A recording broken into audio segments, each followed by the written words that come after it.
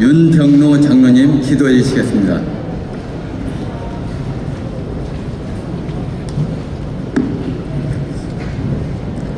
할렐루야.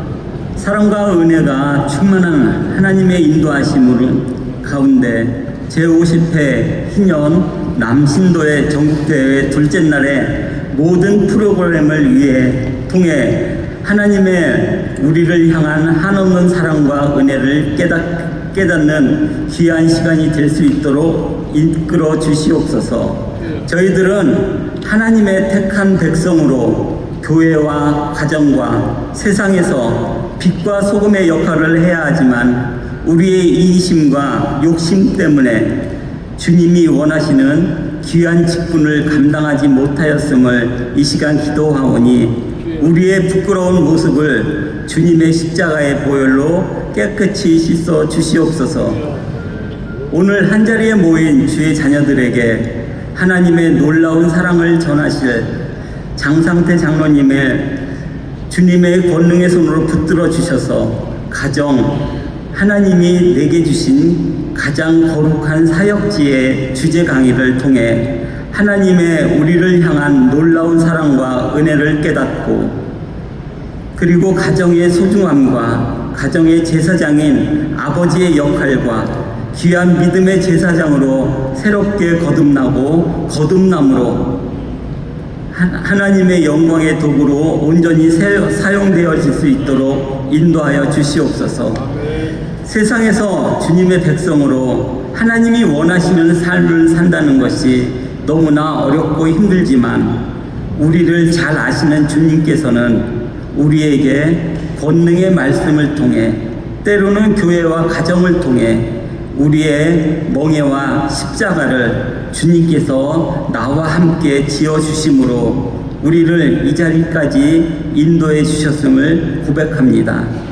주님 감사합니다.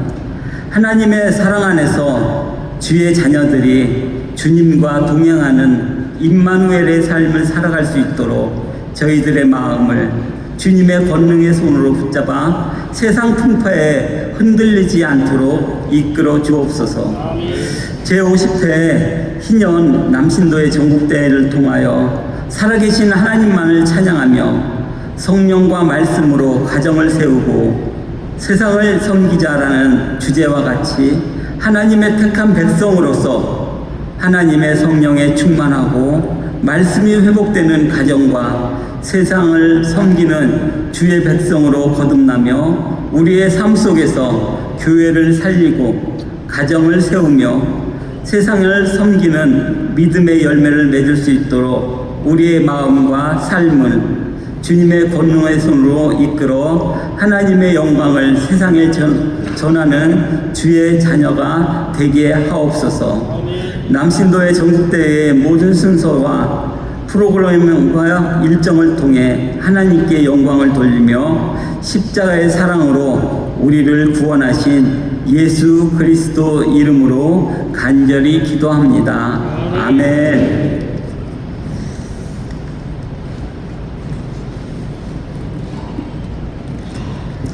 강좌를 해주실 강사님을 소개하겠습니다. 경민대학교 행복아카데미 장선태 원장님을 박수로 모시겠습니다.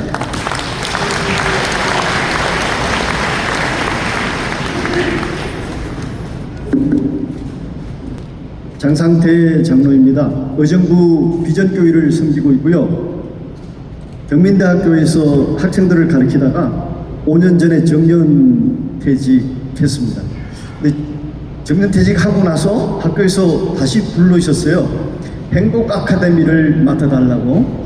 행복아카데미는 아버지 학교도 하고 아보트 학교도 하고 어떻게 하면 지역 주민들이 더 행복한 가정을 꾸릴 수 있을까, 이런 것들을 위해서 좀 활동을 해달라 부탁을 하셔가지고 지금 경민대학교 행복아카데미 원장을 맡고 있습니다. 오늘 저는 주로 이제 가정에 대한 얘기를 하려고 합니다. 아주 유명한 그림을 잘 그리는 화가가 있었습니다. 이 화가가 세상에서 제일 아름다운 그림을 그리고 싶었습니다. 그래서 하구를 챙겨들고 그림을 그릴 도구를 챙겨들고 길을 나섰습니다. 길을 나섰는데 가다가 결혼을 얼마 앞둔 예비 신부를 만났습니다. 예비 신부에게 물어봤습니다. 세상에서 가장 아름다운 것이 무엇일까요? 이렇게 물었더니 예비 신부는 사랑이지요. 이렇게 대답을 했습니다. 사랑은 부족한 것을 풍성하게 하고 없는 것을 잊게 하고 눈물도 달콤하게 만들지요. 사랑이 없이는 아름다움은 없습니다. 이렇게 대답을 했습니다. 그러고 보니 사랑이 정말 아름다운 것 같았습니다. 이 화가는 다시 길을 걸었는데 이번에는 목사님을 만났습니다. 목사님께 여쭈어봤습니다. 세상에서 가장 아름다운 것이 뭘까요? 이렇게 물었더니 믿음이죠. 믿음이 없이는 아름다움은 없습니다. 이렇게 말씀을 했습니다. 그러고 보니 믿음이 아름다운 것 같았습니다. 또 길을 걷다가 보니까 전쟁에서 막 돌아오는 지친 병사를 만났습니다. 병사에게 물어봤습니다. 세상에서 가장 아름다운 것이 무엇일까요? 이렇게 물었더니 병사는 서슴없이 평화입니다. 평화 없이는 아름다움은 없습니다. 이렇게 대답을 했습니다. 그러고 보니까 사랑도 아름답고 믿음도 아름답고 평화도 아름다운 것 같아요. 그래서 이 세 가지를 한 그림에다가 한 폭에다가 담으면 가장 아름다운 그림이 되어질 것 같았습니다. 아무리 돌아다녀도 이 세 개를 한 폭에 담을 그림을 찾지를 못했습니다. 근데 이 화가는 지쳐서 집으로 돌아오고 말았습니다. 집에 돌아와서 배를 띵동 누르는 순간 아이들이 막 달려서 아빠다! 그러면서 아버지 품에 막 뛰어올라 안기는 게 품에 안기면서 아버지를 바라보는 거예요. 식사를 준비하던 아내가 반가운 얼굴로 웃는 얼굴로 환하게 여보 수고 많았어요 하고 남편을 허깅 해주고 안아주는 겁니다. 그리고 아주 따뜻한 미소로 반겨주는 겁니다. 그래서 이 화가는 집에서 이렇게 식탁에 앉아서 보니까 아내가 자기를 바라보는 눈빛, 식사를 차려내는 그 마음, 자기를 허경해주던 그런 모습, 거기서 사랑을 발견하게 되어지고 아이들이 아빠를 바라보는 그 눈빛에서 믿음을 발견하게 되어지고 사랑과 믿음이 있는 곳에 보니까 평화가 있는 거예요. 여기다. 그래서 며칠 후에 이 화가는 정말 세상에서 아름다운 그림을 그릴 수가 있었습니다. 그것은 바로 가정이었습니다. 가정은 하나님께서 최고의 걸작품으로 만드신 공동체입니다. 하나님께서는 이 가정에서 부부가 하나 되어서 천국을 경험하도록 우리에게, 그래서 하나님의 대리자로 아버지로 저희를 세우셨고요, 법론 배필로 아내를 보내주셨고요, 자녀들을 맡기셨습니다. 선물이 아니고 맡기신 거예요. 우리 자녀들에게 부부가 한 마음이 되어가지고 천국을 경험하도록 자녀들로 하여금, 그리고 자녀들에게 하나님의 하나님됨을 알려줄 수 있도록 가정을 통해서, 그리고 가정을 통해서 영광 받으시기를 원하셔서 우리에게 가정을 허락하셨습니다. 근데 우리는 직장에서 열심히 일하고 교회에서 열심히 봉사하고 그러죠. 근데 직장에서 열심히 성공했지만 실패한 남편이라면 곤란하죠. 교회에서는 성공한 장로님이신데 외로운 아버지가 되면 곤란합니다. 혹시 직장에서 정말 성공했는데 남편으로서 실패하셨다면, 교회에서 열심히 사역을 하고 계시는데 외로운 아버지시라면 오늘 제 강의를 들으시고 가정에 대한 의미를 다시 한번 생각해보는 그런 시간이 되었으면 좋겠다 생각이 되어집니다. 그래서 우리는 가정을 사랑의 주유소다, 영혼의 충전소다 이렇게 얘기를 합니다. 자동차는 기름을 넣어야 앞으로 나아갈 수 있지만 사람은 사랑이라는 것을 먹어야만 살아갈 수 있는 존재가 사람입니다. 그런데 자동차는 돈을 주면 기름을 넣어주지만 이 사람이 채울 이 주유소는 서로 채워줘야 합니다. 내가 아내에게, 자녀들에게 사랑을 채워주면 그 사랑을 받은 아내와 자녀들이 또 아버지에게 사랑을 채워주고, 사람마다 가지고 있는 사랑의 탱크에 사랑을 채우는 겁니다. 우리 모두 사랑의 탱크가 있어요. 이 사랑의 탱크 속에 사랑을 넉넉하게 가지고 있을 때 아내에게 흘려보내고, 자녀들에게 흘려보내고, 이웃들에게, 교우들에게 흘려보낼 수 있는 겁니다. 우리 모두는 이 사랑의 탱크 속에 얼마나 많은 사랑을 저장하고 있을까요? 네, 우리는 사랑을 끊임없이 가정에서 채워야 되고 또 하나님은 사랑이십니다. 하나님께로부터 사랑을 채우도록 노력을 해야 됩니다. 하나님은 사랑이십니다. 언제나 우리 옆에 와 계십니다. 우리가 플러그를 하나님께 꽂기만 하면, 플러그 인만 하면 하나님께서는 사랑으로 저희들에게 말씀해 주시고 말씀으로 기도로 우리 사랑의 탱크 속에 사랑을 가득가득 채워 주시는 겁니다. 이 사랑의 탱크 속에 사랑이 가득한 아버지를 만난 자녀들은 건강한 자녀가 될 확률이 굉장히 높습니다. 사랑의 탱크 속에 사랑이 가득한 그런 남편을 만나면 아내는 사랑을 충분히 공급받을 수 있는 그런 가정에서 살아갈 수 있는 겁니다. 그래서 가정은 사랑의 주유소, 영혼의 충전소 이렇게 얘기하고 사랑은 인생의 베이스 캠프입니다. 여러분, 베이스 캠프가 튼튼해야 정상을 정복할 수가 있습니다. 베이스 캠프가 튼튼해야 밖에서 열심히 일하고 지친 몸이 가정에 들어오면 다시 회복되어서 세상에 나가서 또 싸울 수 있는 힘을 얻을 수가 있는 것이 바로 가정입니다. 그래서 우리는 베이스 캠프다 이렇게 얘기합니다. 가정은 사람을 만드는 공장이다. 버지니아 사티가 그런 얘기를 하죠. 요즘 보면 묻지마 범죄, 우리가 상상도 못한 일들이 되게 많이 일어납니다. 미국에서 보면 총기 사건이 계속 일어나고 있고요. 그런 것들을 이렇게 연구하기 위해서 미국의 중학교, 고등학교 교장 선생님들이 한 자리에 다 모였습니다. 원인이 뭘까? 가정에 있었습니다. 가정에. 그것도 아버지의 부재다. 그렇게 결론을 내리셨습니다. 가정에서 어떻게 사랑을 받느냐, 가정에서 어떻게 자녀들을 잘 양육하느냐에 따라서 사람이 달라질 수가 있어요. 그래서 가정은 사람을 만드는 공장이다. 가정은 국가의 심장이다. 이렇게 표현합니다. 미국의 퍼스트 레이디였던 바바라 부시 여사가 대학교 졸업식사에서 그렇게 얘기를 연설을 하시죠. 시험에 한 번 합격하지 못했거나 계약 한 건을 성사 못했다고 해서 인생의 마지막에 후회하진 않을 것이다.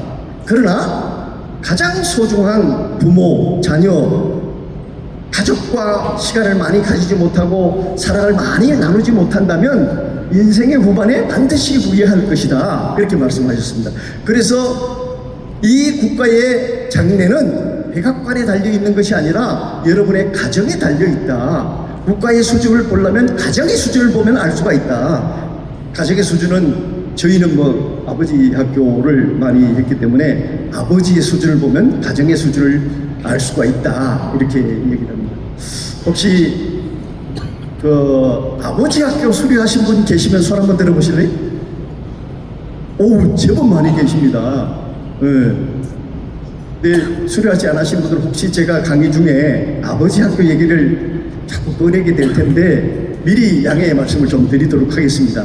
제가 거기서 많이 은혜를 받았고 그렇게 많이 고침을 받았기 때문에 아버지 학교 얘기를 많이 하는 것 같습니다. 그래서 가정은 하나님이 만드신 최고의 걸작품입니다. 이 가정에서 주도적인 역할을 하는 사람이 당연히 어머니, 아버지가 있겠지만 저희는 감히 아버지다 이렇게 얘기를 합니다. 그래서 어떤 아버지를 만나느냐가 자녀들의 인생에, 자녀들의 미래에 엄청 큰 영향을 줍니다. 저희 아버지는 온 동네 사람들에게 칭찬을 받으시고 존경을 받으시는 법이 없어도 사는 그러신 분이셨습니다. 한 8년 전에 돌아가셨는데 다른 사람들이 그렇게 친절하셔요.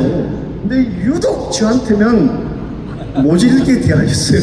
매를 대셨는데 지금도 그때 그 모습만 생각을 하면 어디서 어떻게 매를 가지고 어떻게 맞았는지까지 다 기억이 돼요. 그래서 아버지 학교를 수립하고 나서 추석이 되었는데 아버지가 저희 집에 오셨습니다. 아버지를 꼭 안아드리고 허깅이라고 그러죠. 아버지 사랑합니다 이렇게 말씀을 드리고 아버지 왜 저희를 그렇게 때리면서 키우셨어요? 제 동생들은 별로 안 때리셨어요. 저만 그렇게 유독 때리셨어요. 왜 저를 그렇게 때리셔서 키우셨어요? 이렇게 여쭈었더니 아버님이 긴장을 하시더라고요. 나는 7살 때 어머니가 돌아가셨어. 너네 할아버지는 병자셨고 나는 7살에 고아 아닌 고아가 돼서 10살 때부터 내 외갓집에서 모성처럼 일을 하고 살았어. 친구들이 학교를 가거나 수당을 갈 때 나는 지게를 지고 들판으로 일을 하러 나가야 됐어. 내가 제일 싫어하는 게 뭔지 아니? 가난한 것, 배우지 못한 것, 남이 나를 무시하는 것. 그런데 네가 실수할 때마다 네가 나처럼 되면 어떡하지? 나는 그 생각에 견딜 수가 없었어. 그래서 나는 때리면 네가 바른 길로 갈 줄 알았지. 아팠다면 미안하다. 아버지가 우시는데요, 저는 지금도 그때 그 생각만 떠올리면 눈에서 눈물이 보입니다. 불이 껴안고 아버지하고 얼마나 울었는지. 아버지가 저를 때린 것은 사랑해서 때리셨는데 저에게는 전부 다 기억이 아픈 기억밖에 없는 거예요. 왜 우리 아버지는 나만 때리시는지. 정말 그때부터 아버지하고 화해가 되었어요. 아버지를 이해를 하게 되었어요. 아버지가 정말 나를 사랑해서 아버지처럼 가난하지 않게 하기 위해서, 못 배우지 않게 하기 위해서, 남들에게 무시당하지 않기 위해서 사람 되게 만들려고 나를 그렇게 때리셨구나. 여러분, 이것을 아버지 학교에서 제가 공부를 했기 때문에 아버지를 안아드리고 아버지하고 화해를 해야만 우리 자녀들에게 축복이 흘러간다고 그렇게 가르칩니다.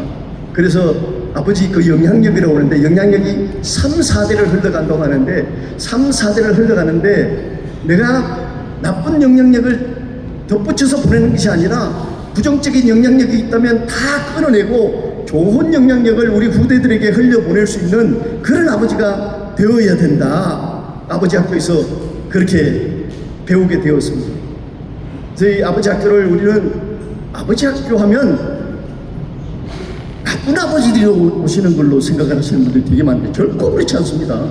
좋은 아버지들이 오셔서 더 좋은 아버지가 되시도록 도와드리는 곳이 아버지 학교입니다. 인생을 한 번쯤 지금까지 살아온 것들을 점검해 보는 거예요. 속도보다 중요한 것은 방향인 거예요. 방향보다 더 중요한 것은 기본인 거예요. 그런데 우리는 돌아보니까 아버지로서 기본을, 남편으로서 기본을 별로 배워보지 못한 거예요. 그래서 거기서 아버지 학교에서 배워보니까 제가 형편없는 그런 아버지였고 형편없는 남편이었던 거죠. 그래서 우리는 아버지 학교를 하프타임이다 이렇게 부르곤 합니다. 축구에 전반전이 있고 후반전이 있지 않습니까? 전반전이 끝나고 하프타임에 감독과 코치를 만나서 작전을 새롭게 짭니다. 우리가 뭐가 잘못됐고 뭐가 부족했고 어떻게 해야지. 그래서 작전을 짜서 후반부에 나가서 후반부의 승리가 진정한 승리가 되어지는 거죠. 아버지 학교도 마치 그런 것 같았습니다. 저는 아버지 학교 이전에 일단 아버지한테 되게 가난한 집안에서 태어났어요. 제가 5남매 중에 장남이었거든요. 학교 갈 때 늘 준비물을 못 주셨어요. 왜? 가난하셨기 때문에. 그렇게 준비물 달라고 그러면 매로 다슬려서 학교를 보내줬어요. 그러니까 자존감이 되게 낮았습니다. 이게 자존감이 되게 낮아서 이제 결혼을 하게 되었잖아요. 그 제 아내가 제 자존감을 짓밟으면, 무시를 하면 제가 뚜껑이 열리는 거예요. 뚜껑이 자주 열렸습니다. 뚜껑이 열리면 어떻게 되는지 아세요? 우리가 이성적인 판단을 하는 데가 전두엽이라고 하는데, 전두엽으로 가는 피가 차단이 된다고 해요. 25분 동안 남자는 차단이 되고 여성은 5분 동안 차단이 된다는 거예요. 여성은 뚜껑이 팍 열렸다가도 5분이 지나면 금방 돌아오는 거예요. 이성적인 판단을 하게 되어지는 거예요. 남자는 25분 동안 아무도 생각을 못해, 아무런 생각을 못하는 거예요. 헐커가 되어지는 거예요. 거기다가 제 아내가 다시 한번 공격을 해버리면 뚜껑이 열리는 거예요. 그 뚜껑이 열리면 그때부터는 언어의 폭력이 막 나오는 게 말로 그냥 제 아내에게 상처를 되게 많이 줬던 사람입니다. 근데 아버지 학교에서 보니까 그런 원인이 그렇게 되는 거예요. 그래서 제가 고칠 수가 있었습니다. 뚜껑 열리는 것들을 아직도 좀 부족하지만 또 많이 회복이 되어서 지금은 뭐 제 아내하고 정말 사랑하는 그런 관계가 되어졌죠. 그래서 이 아버지 학교를 저는 그래서 굉장히 좋아합니다. 지금 한 45만 명이 수료했고 우리나라뿐만 아니라 81개국에 나가 있어요. 전도 프로그램에서 전도사님들이 굉장히 좋아합니다. 아프리카, 남아메리카, 많은 동남아, 많은 곳에서 아버지 학교가 많이 진행 중입니다. 경험하지 못하신 분들은 꼭 한번 경험해 보시면 굉장히 좋을 것 같습니다. 여러분, 이 아버지 학교를 만드신 분이 여자분이세요. 도미 사모님이셨는데 지금은 목사님이 되셨죠. 이 도미 목사님의 아버님이 평상시에는 정말 좋으신 분이래요. 술만 드시면 그날은 동네 어디서부터 이 도미 목사님이 중간에 있는데 오빠가 있고 동생이 있는데 그렇게 흥얼거리면서 노래를 부르시면서 이름을 부른대요. 언니야! 그러면서 들어오신대요. 그러면 아버지가 술 취한 거를 다 안대요. 그러면 엄마 도망가고 옆집으로, 오빠 도망가고, 동생 다 도망가고, 집에는 도미 목사님 혼자 남아 있으시대, 어릴 때. 그러면 끝까지 집에 오셔가지고 노래 한번 불러와라, 또 뭐 해봐라, 했던 얘기 또 하시고 했던 얘기 또 하시고 굉장히 힘들게 하셨다고 해요. 그래서 이분은 나는 절대 결혼하면 아버지 같은 남편은 만나지 않겠다 다짐을 하셨다는 거예요. 근데 결혼을 했어요. 브라질에 가서 이민 가서 사셨거든요. 결혼을 하셨는데 남편이 어느 날 자기 아버지하고 비슷한 모습만 보이면 아버지처럼 똑같이 되는 줄 알고 남편에게 막 이렇게 이 화를 내고 남편을 닥달을 했다고 합니다. 그러면요, 남편이 자기를 눈을 톡 쳐다보신대요. 엄미야, 나는 그런 사람이 아니야. 장인어른 같은 그런 사람이 아니야. 아버지로부터 받지 못한 사랑 지금부터 내가 해줄게. 엄미야 사랑해. 그러고 자기 부인을 꼭 안아준대요. 그래서 이분이 생각한 게 내